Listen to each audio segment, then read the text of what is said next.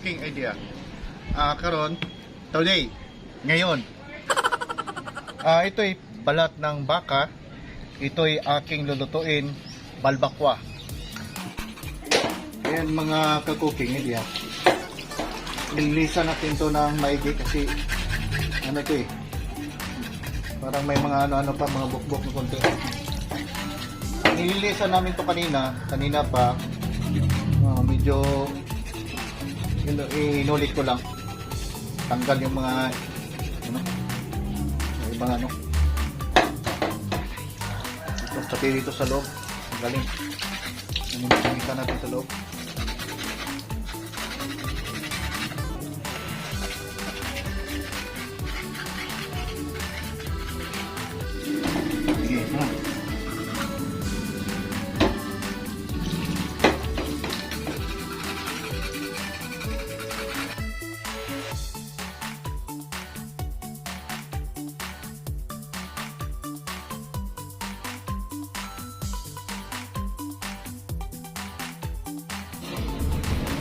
Ito mga ka-cooking idea, malinis na po ito. Nilaphawan ko na to kanina kasi mahirap to linisan pag hindi pa nalaphawan, kaya nilaphawan ko, pinakuluan ko ng saglit, mga 2 minuto, 5 minuto yata yun. Tsaka ito, kinuhan ko ng mga balibo bokbok. Ito, malinis na to. Hihiwain ko na to para lataan na naman. Ito paghiwa. Kumakuna to na balat. Kunat na.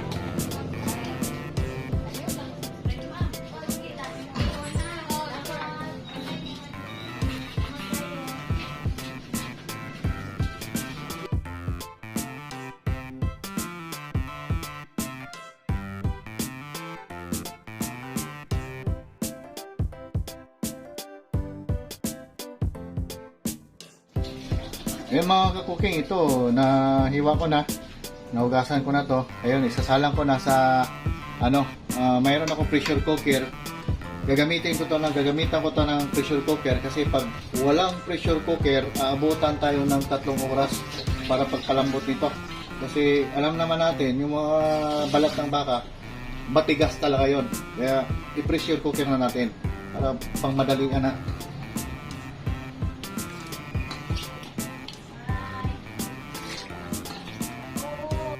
Ayun mga ka-cooking idea, maglagay na ako ng mga spices dito para kasi malakas ang amoy nitong baka ilagyan ko na itong ito, dahon ng laurel.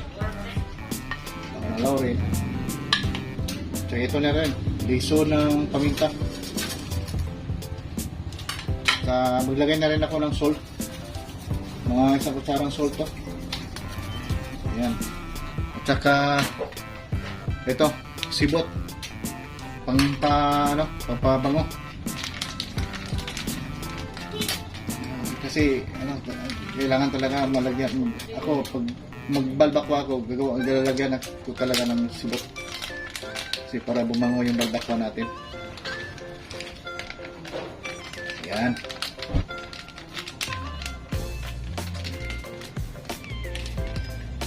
Saka haluin ko lang ng kunti. Haluin ko lang. Ayan.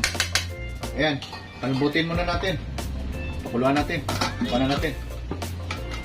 Sabi. Ayan mga katukin. Pinapapansin na tumutunog na yung pressure cooker natin. Ayan. Orasan natin yan hanggang 45 minutes. Sakto na yun, papalambot ng natin ang balat ng baka. Ayan mga ka-cooking, malambot na po yung natin, balat ng baka. Ngayon, gigisahin ko na ito ng mantika para ilalagay ko na yung mga ingredients. Tango. Ganyan.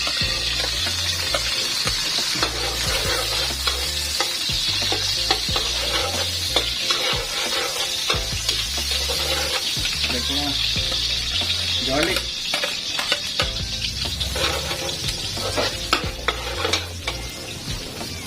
Luya.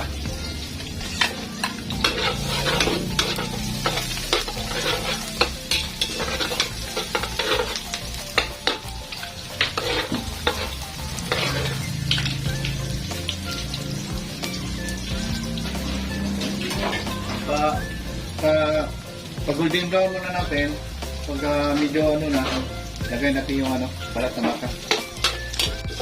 Ayan mga kapuking, medyo nag-light brown na po yung natin, mga lamas. Lagay na po natin yung balat. Kuha natin dito sa transfer natin.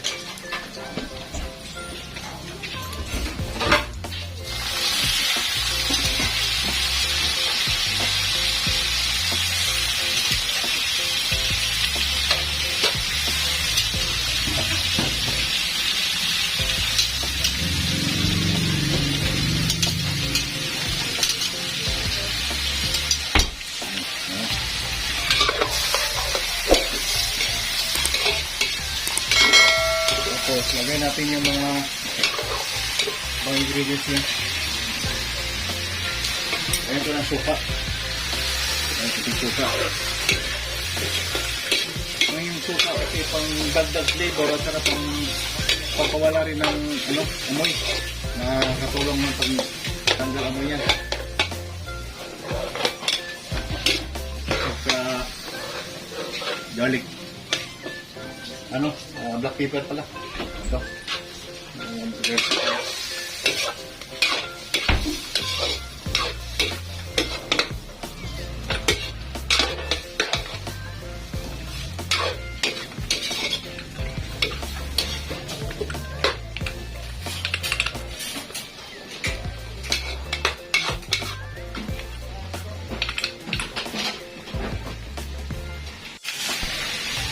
Ayun. Lagay na natin yung niya. Yung pinag-anuhan kanina, sabaw. Yung paglata ko kanina, ito yung sabaw. Sabaw ko rin yan.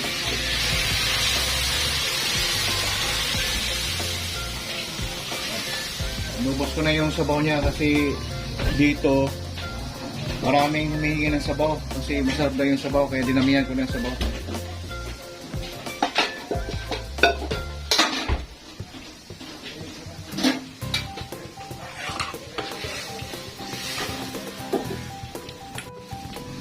Yan, lagay ko yung lemongrass. Okay. Tanglad. Lagyan ko ng ito, pampakulay. Pero masarap yan, yan, tomato paste. Ganda flavor.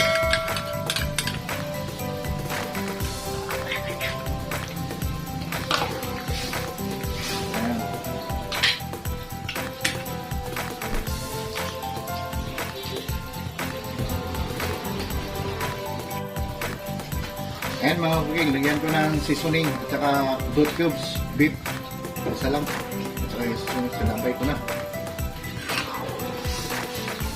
At saka maglalagay na rin ako na ito, patis. Tansahin niyo lang, patis. Gano'n karami. Ito, mga to eh. Marami, mga 1/4 cup yata to.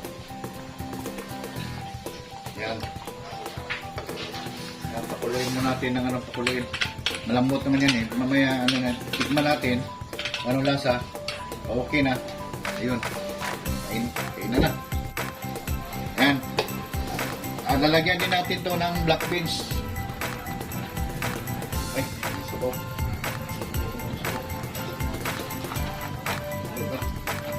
Ayan.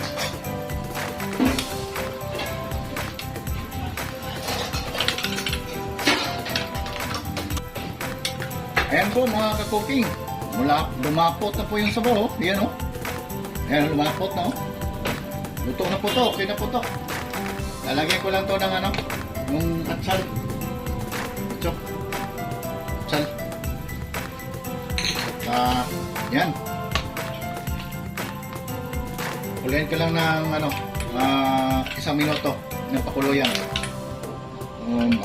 Hanguyan natin para hapunan na. Lantakan natin. Okay mga ka-cooking idea, yan, luto na po ang ating balbakwa. Ayun, yummy. Okay, lagay na natin sa ating serving bowl. Ano?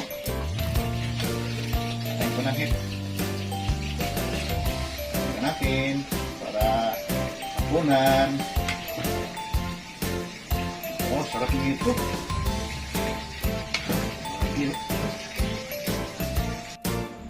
Ayan. Ito na po ang ating balbakwa. Lagyan natin ng leaves, onion.